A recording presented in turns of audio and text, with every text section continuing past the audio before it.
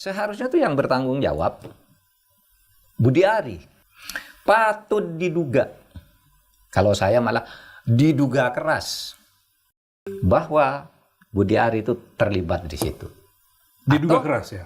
Diduga keras, atau sekurang-kurangnya dia memfasilitasi orang melakukan itu, sehingga berarti bersama dia melakukannya. Mbak Puan, kemarin Pak Budi Ari mengatakan Pak Budi Ari mengatakan bahwa PDIP ini mengambil bagian dari judul dan terlibat di judul ini, gimana Mbak Puan?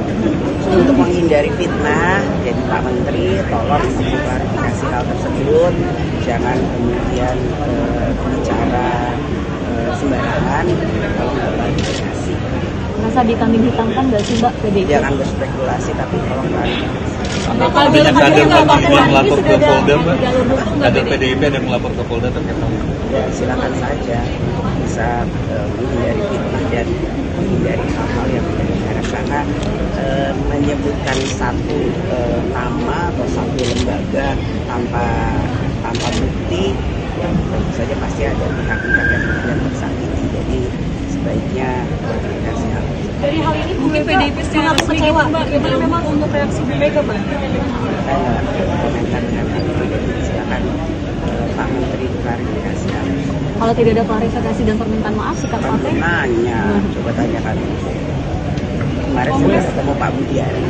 Kemarin Tanyakan. sempat ketemu di acara Dekopin, apakah beliau sempat membahas hal Ya itu? coba tanya ke Pak Budi Ari. Saya udah ketemu. Apa? Pak Prabowo menunjuk dua dirjen di Kementerian secara langsung. Hal biasanya kan itu menjadi domain dari menteri lain. Ya kan pasti sudah dibicarakan itu prerogatif eksekutif dan pemerintah, dan pasti ada kebutuhan penting yang dibutuhkan oleh eksekutif, sehingga ada pendidikan nama tersebut dalam membantu pelaksanaan. Terima kasih rekan-rekan media semuanya sudah menunggu. Kami hari ini dari kader PDI Perjuangan akan membuat laporan ke Barreskrim terkait dengan ucapan atau fitnah yang dilontarkan oleh Budi Ari, mantan Menteri Kominfo, ya, yang saat ini beliau masih di pemerintahan. Dia menyampaikan pernyataan yang menyakiti kami semua sebagai kader PDI Perjuangan, yang menuduh dengan kejinya bahwa apa yang didakwakan terhadap perkara yang judi online di Jakarta Selatan, yang dia diduga menerima 50% dari hasil judi online itu, maka dari itu kami membuat laporan hari ini ke Barreskrim. Jadi bukti-bukti yang bisa kami sampaikan adalah ada video yang utuh, ada rekaman yang utuh pembicaraan yang Budi Ari dengan salah satu dari media juga. Nah, dari situ kami membuat laporan, ya. Nanti setelah kami membuat laporan, mungkin nanti kami memberikan informasi lagi kepada teman-teman. Budi Ari dilapor di pasal berapa, Pak? Kami akan melaporkan pasal 310, 311 dan 27A.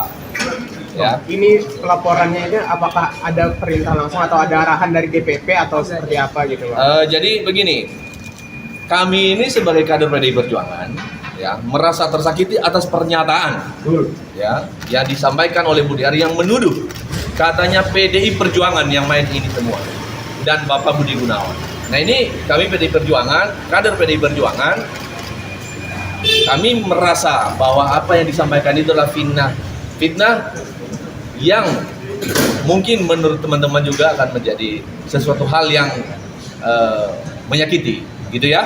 Berarti pasal 30, 39 ya? Ya, 27A. Tapi berkoordinasi dengan DPP. Ya, kami hanya minta izin kepada DPP bahwa kami akan membuat laporan untuk hari ini. Respon DPP seperti apa? Mereka mendukung langkah yang kami lakukan. Termasuk Ibu Megawati ya? Itu Bu Megawati itu mungkin memang belum, kami hanya sampai ke DPP. Tapi ada berapa orang berarti Pak yang akan membuat laporan hari ini? Yang kami hari ini datang ada kader 8 orang, dan ada juga masih di jalan Karena tadi sempat kami udah janji kepada teman-teman jam 10, maka kami duluan. Ya, gitu. Terima kasih ya. Nanti mudah-mudahan bisa ketemu teman-teman lagi. Terima kasih banyak. Menyatakan bahwa ketua pengawas ex officio. Begini. Sementara menurut saya sebagai pemikir dan partisipasi itu melanggar daripada prinsip-prinsip demokrasi koperasi. So, pengawas, pengurus dipilih oleh anggota. Koperasi itu prinsipnya dari dan oleh anggota. Anggota adalah pemilik dan pengguna jasa daripada koperasi. Itu. Apa Ya. prinsip saya, Pak? Karena gini, nyambung sedikit. pimpinan, Saya Pak nyambung Prof, sedikit, Pak. Karena Pak. itu hasil Pimpinan, persetujuan. izin. Sekalian dijawab, Pak. Saya minta nanti dalam RUU, Bapak itu mencabut draft RUU yang akan disahkan nanti dan akan dibahas panja 1. Kepala pengawas mengganti kerugian. Itu ada di draft undang-undang. Itu saya nanti Bapak perjuangkan itu nggak boleh, Pak. Kenapa kalau setiap kerugian itu dibebankan pada kepala pengawas? Berarti kepala desanya yang bertanggung jawab. Ada, Pak. Ada, Pak. Ya. Saya sudah baca, Pak, mengganti kerugian, Pak. Makanya Bapak nanti pelajari, Pak. Saya sudah baca, Pak. Kita udah baca ya, Pak Mufti. Kita udah baca, Pak. Ikut bertanggung jawab.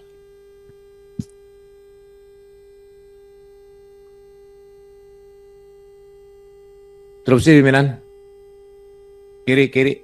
Mana?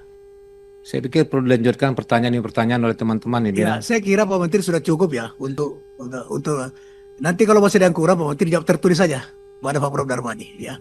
Baik. Interupsi pimpinan. Mohon maaf. Sekarang giliran Ibu yang bicara. Oke. Silakan.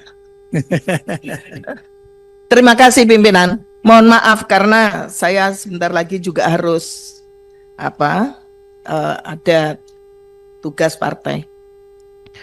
Terima kasih pimpinan. Assalamualaikum warahmatullahi wabarakatuh. Selamat siang, salam sejahtera untuk kita semua, pimpinan dan seluruh anggota Komisi 6 yang saya hormati, Pak Menteri beserta jajaran yang saya hormati. Saya tidak akan mengulang apa yang sudah disampaikan oleh teman-teman. Saya hanya nitip saja kepada Pak Menteri, tolong koperasi ini bisa berjalan dengan baik sebagaimana yang dicita-citakan oleh Bapak Presiden Prabowo untuk benar-benar bisa menghidupkan ekonomi desa dan mensejahterakan masyarakat desa tentunya. Dan saya juga titip jangan sampai koperasi ini hidup segan mati pun tak mau. Dan tentunya jangan jadikan kepala desa dan pengurus koperasi Merah Putih ini nanti menjadi sandera untuk kepentingan politik. Karena sebagaimana yang kita tahu Pak Menteri, hari ini data 2024 jumlah koperasi itu 131.617.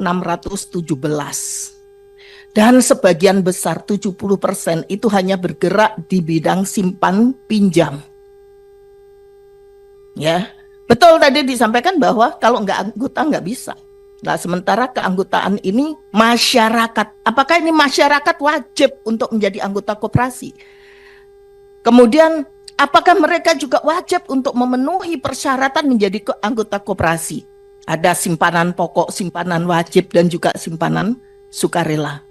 Tolong nanti dijelaskan, walaupun saya tidak ada, nanti ada Pak Kapoksi saya dan pimpinan yang lainnya. Begitu juga dengan persyaratan pengurus. Mohon izin dan mohon maaf, yang namanya di desa tidak banyak yang memahami koperasi. Ini tidak mudah, kebetulan saya juga baru saja RAT. Saya juga pernah bersama-sama beliau walaupun saya masih di tingkat kabupaten sebagai pengurus Dekopin. Saya dulu juga salah satu koperasi terbaik di Jawa Timur. Maka dari itu saya katakan tidak mudah, Pak. Kita bisa untuk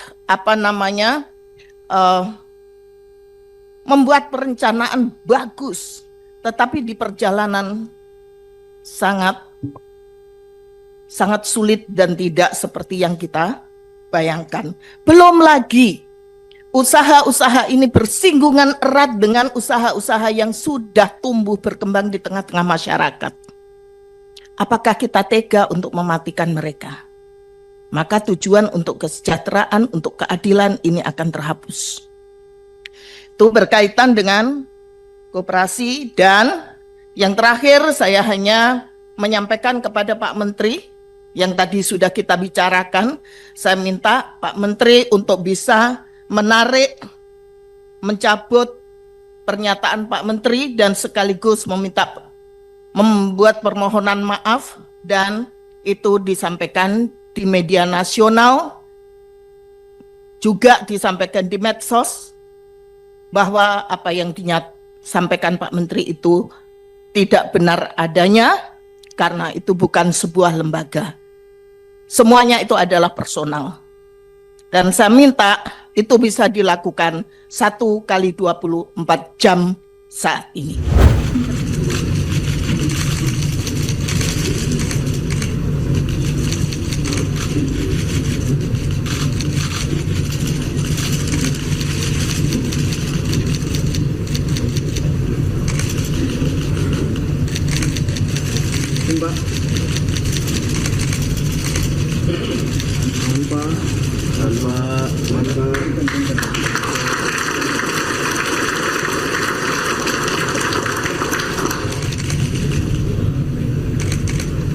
Dimohon untuk kembali ke tempat.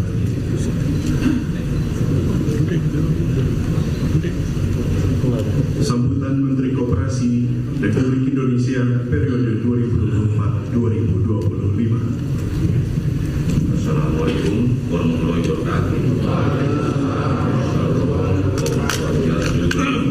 Salam kebajikan dan salam sejahtera bagi kita semua. Yang saya hormati Menteri Koperasi Bapak Ferry Yuliantono, Sekretaris Kementerian Koperasi Bapak Ahmad Jabari, para pejabat tinggi media dan pratama, serta seluruh pegawai Kementerian Koperasi yang saya banggakan dan saya cintai. Sebagaimana kita ketahui bersama, Senin 8 September kemarin Presiden Prabowo Subianto melakukan reshuffle Kabinet Merah Putih, yang dimana salah satunya adalah di Kementerian Koperasi. Dan dengan penuh rasa syukur, saya sangat menghormati keputusan tersebut. Pengabdian saya kepada bangsa sebagai Menteri Koperasi berakhir di kantong saat ini dan juga oleh Bapak Ferry Yuliantono sebagai Menteri Koperasi yang baru. Beliau tentunya bukan orang baru. Beliau sudah paham betul itu koperasi. Dengan rendah hati saya menyampaikan terima kasih yang sebesar-besarnya kepada seluruh pegawai dan keluarga besar Kementerian Koperasi atas dedikasi, kerjasama, kerja keras, semangat, inovasi, dan soliditas, serta ketangguhan hati, serta keteguhan hati dalam menjalankan tugas dan program serta menghadapi tantangan selama ini. Karena berbagai hal tersebut yang telah mengokohkan fondasi upaya pengembangan koperasi di Indonesia. Saya juga memohon maaf yang tulus apabila selama saya mendapat terdapat kejelapan sikap maupun kebijakan tidak sempurna dalam koordinasi, komunikasi sehari-hari, serta hal-hal yang mungkin menimbulkan beban tambahan bagi rekan-rekan sekalian. Saya manusia biasa yang tentu tidak luput dari kekurangan. Semoga semua itu dapat dimaafkan dan menjadi pelajaran yang berharga bagi kita semua. Rekan-rekan semua bisa banggakan. Sejak awal pengabdian saya di tahun 2024, hati saya sungguh tergetar melihat bagaimana kita berjalan bersama, bergandengan tangan, menorehkan capaian yang berarti, karena kita telah memperkuat koperasi, mendorong digitalisasi koperasi, hingga mengawal program koperasi Desa Kelurahan Merah Putih yang menyatukan desa, koperasi, dan teknologi. Ini bukan sekedar program kerja, melainkan ikhtiar tulus untuk membangun ekonomi akar rumput dan menumbuhkan kemandirian bangsa di era digital. Semua itu lahir dari semangat kerja keras dan kebersamaan kita, sebuah prestasi kolektif yang layak kita syukuri dan banggakan bersama. Kini tongkat estafet kepemimpinan berada di tangan Bapak Ferry Yuliantono. Saya meyakini dengan kapasitas dan pengalaman beliau, program-program yang telah kita bangun, fondasinya akan terus diteruskan, bahkan dikembangkan lebih jauh. Karena saya memiliki harapan besar agar di bawah kepemimpinan baru, koperasi semakin inklusif, berdaya saing, dan menjadi pilar pendirian ekonomi bangsa. Saudara-saudara menyebabkan akhir dari kebersamaan kita, melainkan sebuah babak baru perjalanan ilmu harapan. Saya percaya dalam kepemimpinan dan semangat baru, KDKMP akan terus berkibar, membawa manfaat nyata bagi rakyat dari desa hingga kota, dari pelosok hingga pusat negeri. Saya bangga pernah berdiri di barisan ini bersama kalian semua, pejuang demokrasi Indonesia. Karena doa saya, semoga Tuhan Yang Maha Esa selalu meridhoi setiap langkah kita, menguatkan ikatan silaturahmi, dan memberikan kekuatan bagi kita semua untuk terus mengabdi bagi bangsa dan negara tercinta. Sebelum akhiri saya akan berpantun, Ayu Ting Ting tersenyum manis, menyapa sahabat hingga terpana. Kerjasama tim yang harmonis membuat Kementerian Koperasi penuh makna.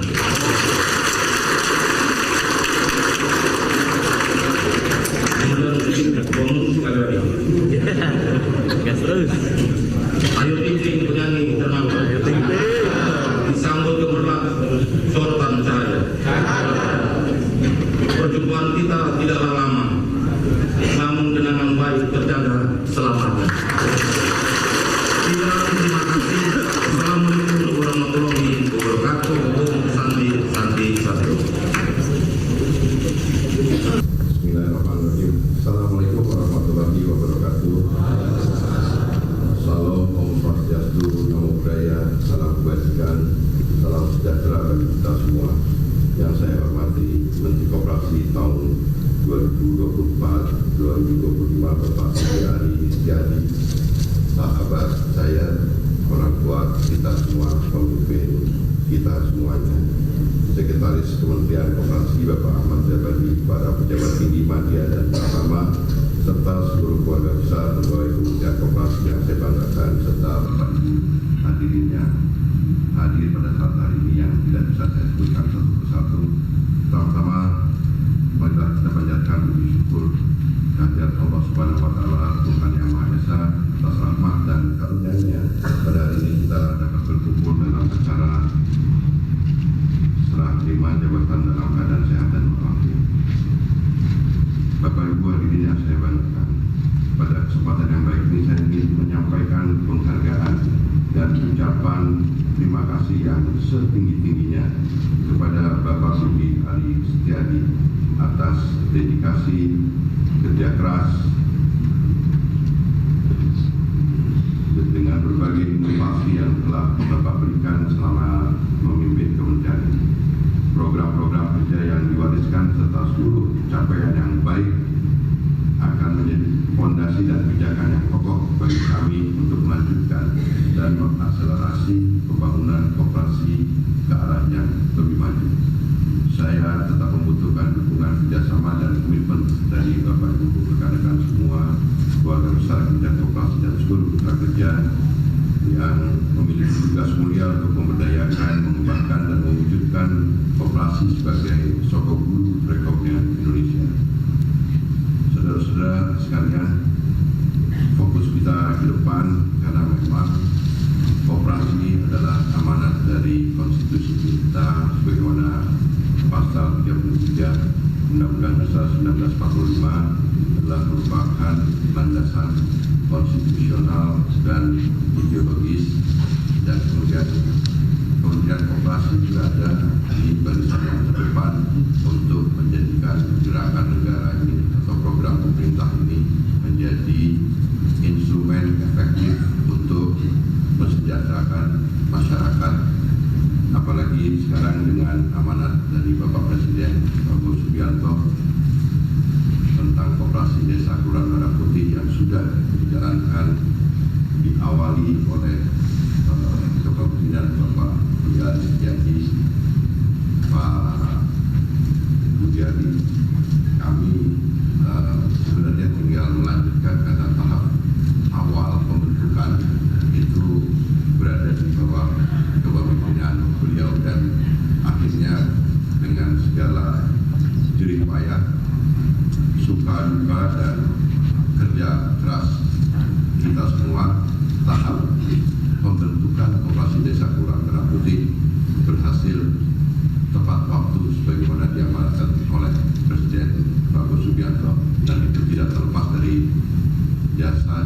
Hari ini sudah sertijab, tugas Kementerian Koperasi sudah dilanjutkan oleh Pak Menteri Ferry Yuliantono.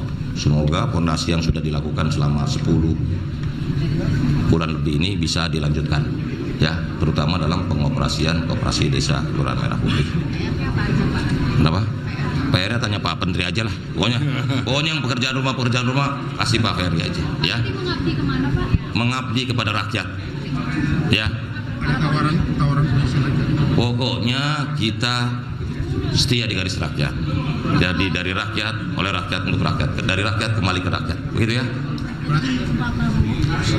Selalu dong. Orang kita yang menangin, masa kita nggak dukung? Gimana sih? Semua ya pasti balik lah, gimana sih? Yang pasti balik satu, yang pasti balik adalah ke rumah. Kalau ke rumah orang lain bahaya. Ya. Nah, tunggu aja lah, itu hak prerogatif presiden. Kamu jangan menduga-duga. Nggak usah dipesankan, Pak Ferry ada dalam tim kita, dia udah tahu apa yang perlu dikerjain. Nggak usah dititipin pesan lagi.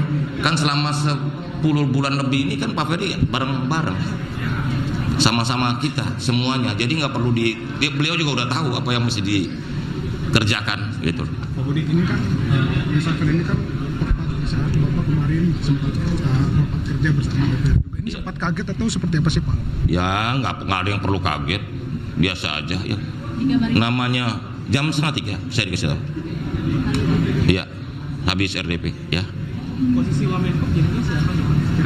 Kamu mau? Ya tergantung presiden nanti ya.